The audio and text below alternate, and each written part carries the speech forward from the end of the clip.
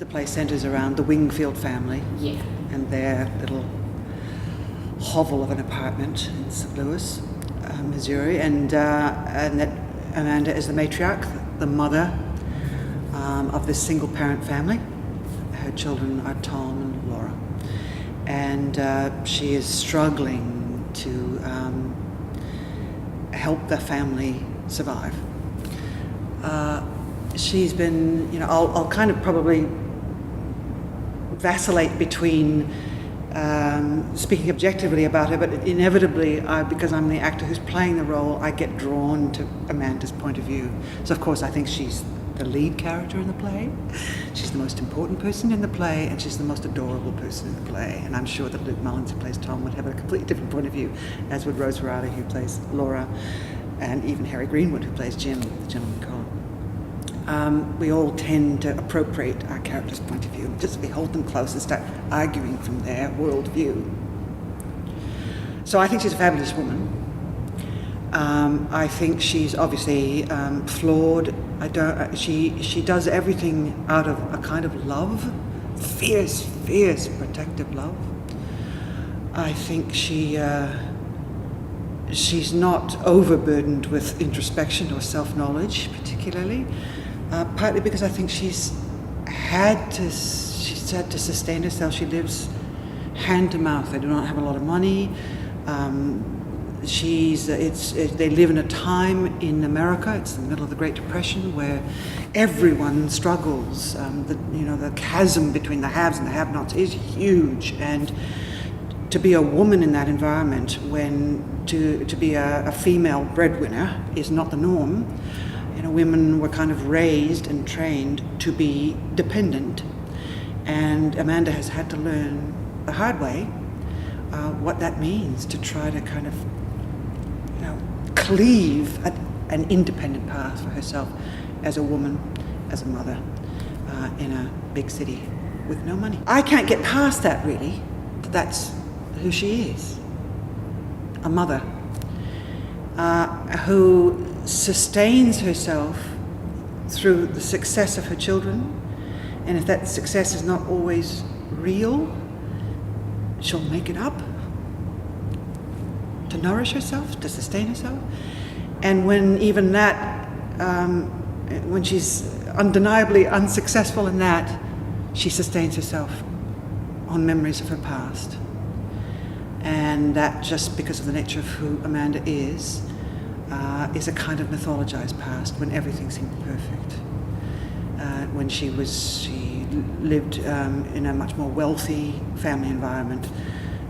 In her memory, she was beautiful, she was adored, she was desired, she was wanted, she was unstoppable. And the kind of the contrast between that mythologized past of her memory and the reality of her present circumstances is so vast that it actually starts to drive her a little bit crazy sometimes, I think.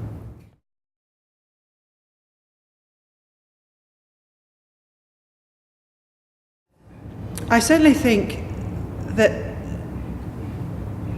the first half of the play, Amanda feels like almost the only pragmatic voice in that play. We've got Laura, who is so crippled by the outside world that she's really seems to be in danger of just irising down into a very, I don't know how you would describe it now, kind of autistic or certainly agoraphobic kind of existence, where the only place she feels safe is buried in the world of her little glass menagerie, her glass figures. And Tom is escaping to the movies and starting to build a dream of running away to the merchant marines and all that sort of stuff. And Amanda's the only one who's saying, who's going to pay the bills? Who's going to do this? You've got to have a living. You've got to, I know what happens to people who don't take care of themselves. So she's kind of banging on. She is the most pragmatic voice, I think, in the first half of the play. But the reality of that family, and a quality that all three of the characters of that family share, is that they're dreamers. It's actually the collision of their disparate dreams which create a lot of the pain and drama, actually, and kind of tragedy in the play. And Gentleman Jim, the gentleman caller, when suddenly that character appears on the horizon, relatively late in the play, it's in the last third of the play, but the prospect of him arrives, halfway through. That dream come true has a transformational effect on everybody, but no one more than Amanda.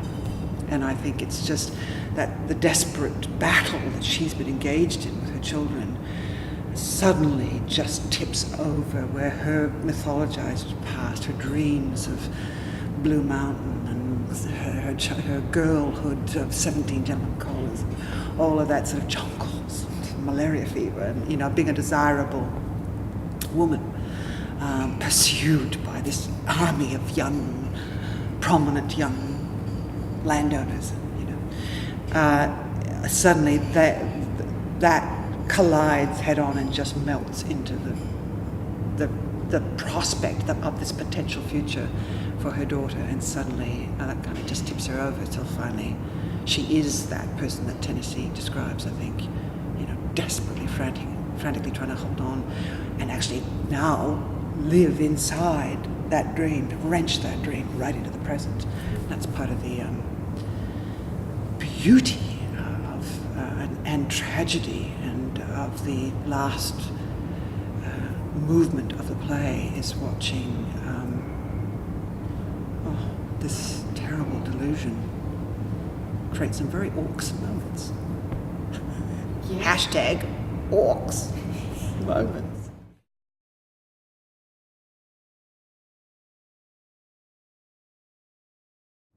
Well, there are two things going on there, I reckon, in the sense that me speaking as the actor sitting inside the role, playing the role, and what I feel that relationship is and what it kind of triggers and touches in me. But there's also the kind of objective one, which is about Tennessee Williams and the fact that this is his first play, his first major, huge success that he had with his play, but it's also, I think, of all of them, the most personal, the most autobiographical, and almost every seed that appears in later works of his is sown in Glass Menagerie.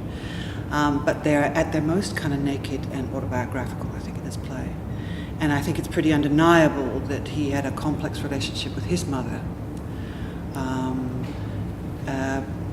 that is kind of played out in this fiction. But there are aspects of somebody who clearly uphold him, infuriated. Am I saying that right? Infuriated him? But was very important to him, and that sometimes when you're in a really close, tight relationship with somebody, those lines between love and hate are just indistinguishable. And what's extraordinary is his great skill and genius as such a young man and a young artist to be able to capture that blurry line in a piece of writing and a piece of performance. It's beautiful to play, but I think I certainly started from that place, is that I saw a huge amount of love in Amanda for her kids. But at the same time, coexisting with that great love was a huge desire to have her kids out of the house. just to have them fly and go off, because every time she had a socially unsuccessful child, evidence of an unsuccessful child in her house, she was reminded not only of her age, but her lack of success as a mother and a matriarch, and all those sort of things. And the happy place, the Blue Mountain place, couldn't be indulged, in an unfettered way, so. And I see no problem. We live like that as human beings all the time. Anybody who's got brothers and sisters knows that some of the worst fights you had in your life are with your siblings. If you've ever had to share a bedroom with somebody, that the idea of being cocooned somewhere, no matter how much down, how deep the blood ties are, those people could just drive you nuts. And particularly if that person is somebody who takes up a lot of the oxygen, as Amanda does. She's a great Tennessee Williams character, as most of his women are. They're it's no accident that they're parodied a lot, and they're parodied a lot in the gay community and all that, because they're big characters, they're big souls and big desires. And so, and having said that too, I mean, I told you I don't speak with any punctuation points. I think that even though there's one reading of Glass Menagerie which could be that Tennessee Williams was exorcising something of his past. He had to write this play in order to move on and tackle the rest of his oeuvre, his career. He needed to write the personal play first to get it out of his system, or to purge whatever guilt he may have felt about not being around, or staying at home like a man, like Tom Wingfield, and being the breadwinner, the earner, and creating a safe, dependent environment for his mother and sister. Tennessee, like Tom, Tennessee was known as Tom as a child. Tennessee flew the coop and abandoned them. And lots of things happened at home that he afterwards was very angry and also remorseful about. So you could argue that it's just on that level, it's just a memory play for him to purge his guilt. By the same token, I think he puts a lot of himself. Having me personally have met Tennessee Williams late in his life, there are lots of elements of Amanda in Tennessee. So, and I suspect there are lots of elements of Blanche Dubois from Streetcar Named Desire in Tennessee. There's lots of elements of many of his great independent women, or not so independent women in his plays, his tortured women in his plays.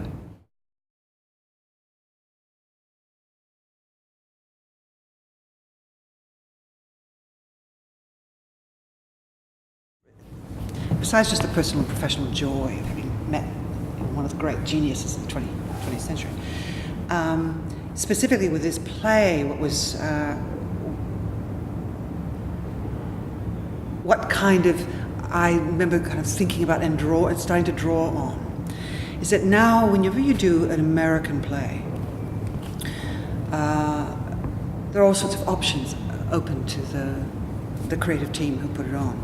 You can choose to just ignore its Americanness. Lots of wonderful examples of people doing some classic plays of the classic American canon and just choosing to do them in our Australian vernacular or anything like that, or to cut the cord that anchors it in a specific time and place. All those choices are open to you now when you produce stuff. We're not sort of told that we have to do it a certain way in a certain period and a certain accent and all that sort of thing. But once Eamon Flack, who directed this production, and Michael Hankin, the designer, and all of us sat down together to talk about how we were going to approach this play, it became quite, Eamon's fabulous, and he's pretty unique, not completely unique, but he's pretty unique at the moment for being quite interested in the text and honouring the integrity of the writer's intention, not being too interested in trying to tweak it, fiddle it, put it through another filter to, illuminate something else. He just wants to bring the play alive. And it became quite clear that he wanted to set it in its time, which is 1938, St. Louis, Missouri. In that flat, and he also, quite, I think, specially, was really interested in honouring Tennessee Williams' own desires when he originally wrote the script. There's a quite lengthy prologue to his original manuscript, which was ditched for later performances, partly because when the play was first mounted, the producers, as they were known then, or the directors, were not that interested in anything other than pure naturalism. When it became quite clear that Tennessee had actually written something that was much more, for want of a better word, expressionistic. It had much more, he called it kind of plastic theatre. It had more theatrical elements. He spoke of magic lanterns and screens and projections, and, all sorts of gimmicks, really, theatrical devices that would pull you out of the naturalism, and then you get sucked back into it again by what the actors were doing very genuinely and very presently in the space. And I think Eamon really was intrigued by that. So our responsibility, he takes care of how he, with his designer, about the kind of context in which the production will happen. But we as actors had a responsibility to really explore as authentically as we could what those people would have been like, what would be their preoccupations, what they would have sounded like, what they would wear, what it would feel like, all that kind of stuff,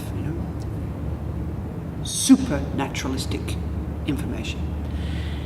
And one of the things that's really hard to do now is to, other than through movies and stuff, is which are already kind of heightened or stylized, is to work out what people would really sound like, and what are Southern manners. If all you know Southern manners from is Gone with the Wind or Jezebel or a couple of MGM movies from the 1930s and 40s, what was it really like? And that's where meeting Tennessee was really fabulous.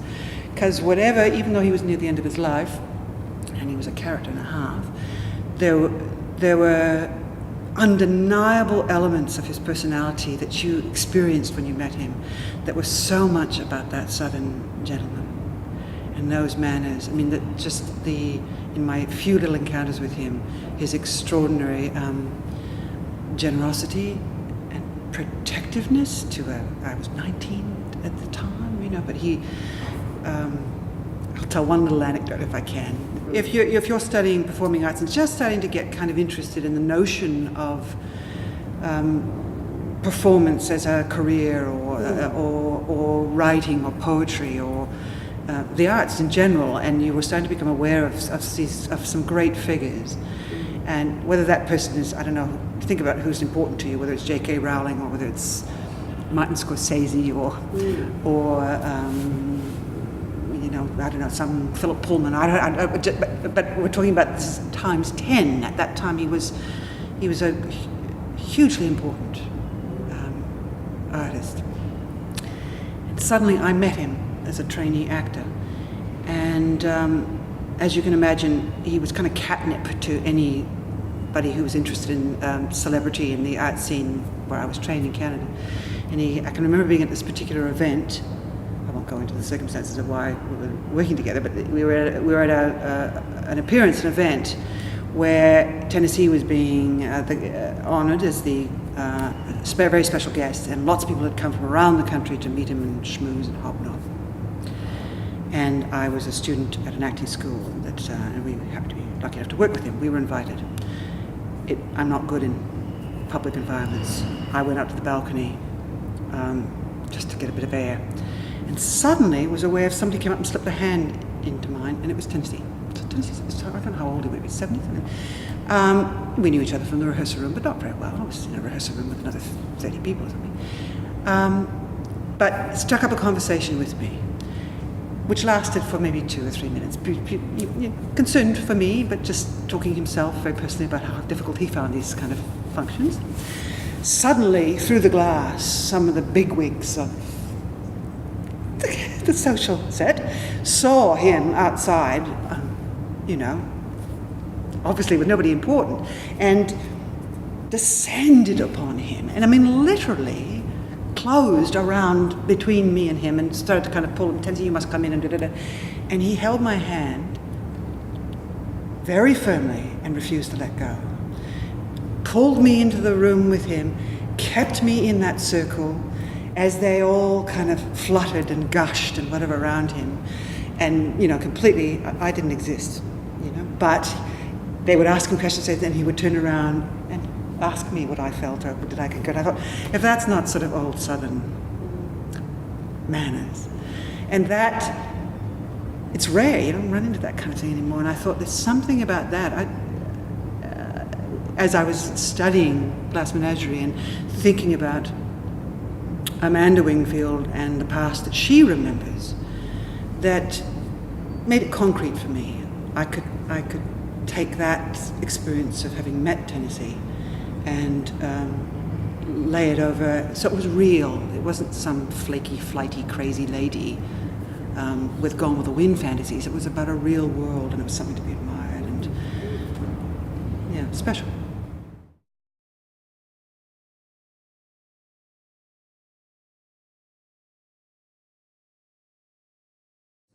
There are so many elements of that time which obviously inform the play. The very real one that Tennessee would be experiencing even in 1943 or 44 when he was turning it into a piece of performance writing, which was just what it was like to be a gay man in that time, both growing up but also in 1943 or 44. And the fact that there's undeniable references, hints and clues within the play, going to the movies for a start, which certainly I know that Eamon Flack and Luke Mullins were particularly keen to kind of mine and explore in this production, which sometimes are a little glossed over. They're just so undeniable. I'm so excited about that. The notion of, that clearly Amanda in that kind of a reading of this play, which is nothing imposed, it's very much sitting inside it. But when you want to slightly tease out that aspect of the play, then it becomes very interesting how complicit, your mother is. If your mother is undeniable, she can't sort of utter those words. How do you broach that subject? So that's one of the elements of the time. Something that Tennessee kind of cranked up the knob on a bit by setting it in 1938. Is that that's just the time when when Europe was about to go into the Second World War, and America was equivocating about their involvement in that European war. And certainly by the time Tennessee wrote it and the play was performed, they were very much in the middle of World War II. Well, at that point, in the middle of a war, in a war that they didn't know when it would end. And so there's all that reading about the kind of danger and an importance of getting your life lived because it might end at any moment, that creates a really strong, palpable environment for the play, context for the play. There are other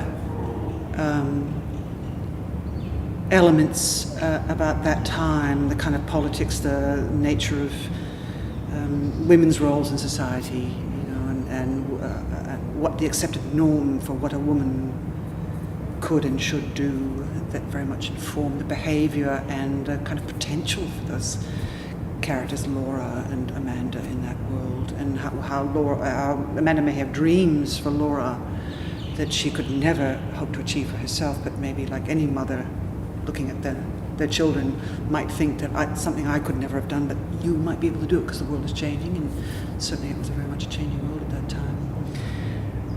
But also, I think the context of the play is very much immersed in kind of the popular culture of the time. The mention of movies and dreams and movie magazines and all that sort of stuff is another element of the cultural and social context of the play, which feeds the dreams, and one might say contributes to the madness that sort of circles around the play as well. So, yeah.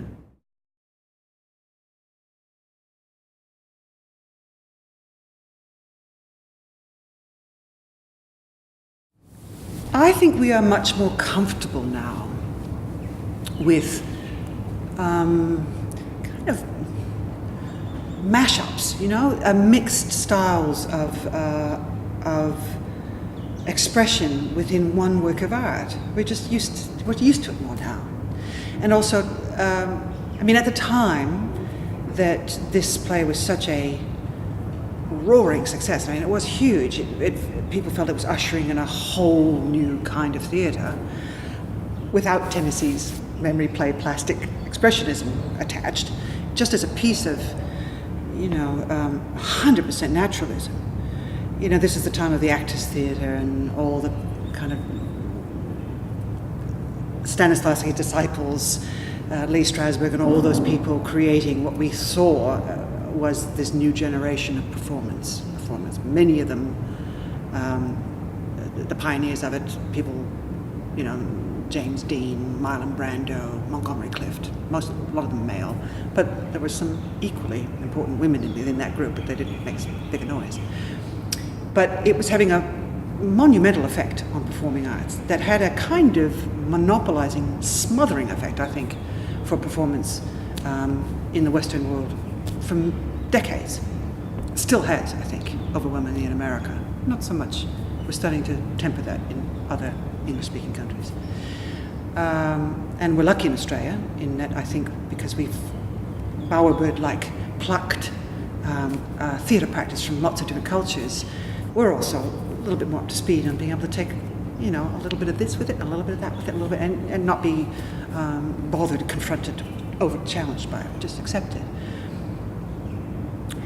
Also, I think at the time that Tennessee wrote this, whatever his dreams for his plastic theatre, as he calls it, or as his, you know, the memory play, the kind of expressionism, I don't really know what that means, but, you know, whatever it is, these kind of theatrical choices that are non-naturalistic.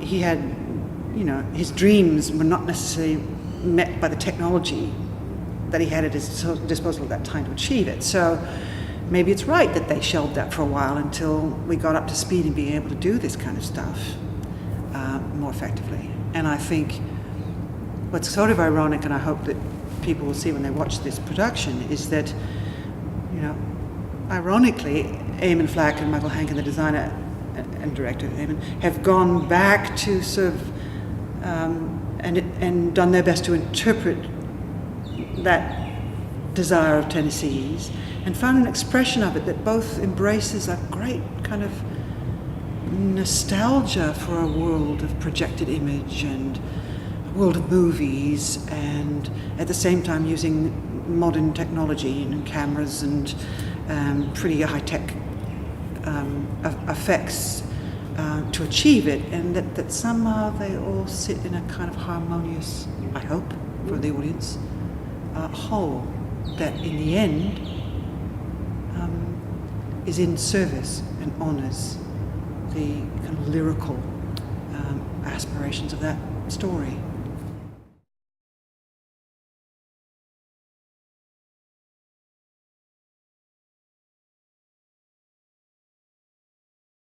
When we originally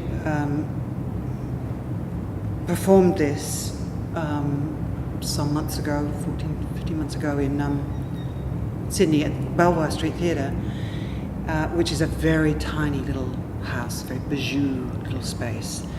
And there are certain things that the magic of a particular room and the way, the space that you play in it and the actions and the choices you make within that, how they all mix together, which will be different when we transplant it to different venues that are bigger or whatever. And that's still something to be learnt for me. So I can only answer that question relative to the Belvoir experience. But there was something very, very wonderful about the kind of plasticity, literally, the fluidity of that production and that production design, because Eamon was playing around with filming certain bits. So some bits of your action might appear up on a screen, or there might be suddenly a quite abstracted image playing contrapuntally with what you were doing on the stage, that you felt incredibly free in a very technical environment, but that it felt much you knew that the audience would be experiencing it as a multi-disciplinary kind of piece of narrative, more dreamlike. So it meant that you could also just occasionally just loosen the chords of sensible, rational behavior sometimes, because something was being just slightly amplified for a poetic effect or whatever, or something as simple as Amanda, very near the beginning of the play, entertains her children at a Sunday luncheon, retelling stories of her childhood. And Eamon's choice was to, at one point, it moves from just nattering at her children to actually descending into the memory and using the device of being filmed on a camera and having that projected on the screen, which just meant that you could really descend into that memory and break the actual action as a performer between telling an anecdote to your kids to actually going to that place within it and then being wrenched back out again. So, there are technical, there's craft involved in it, but it's also very freeing.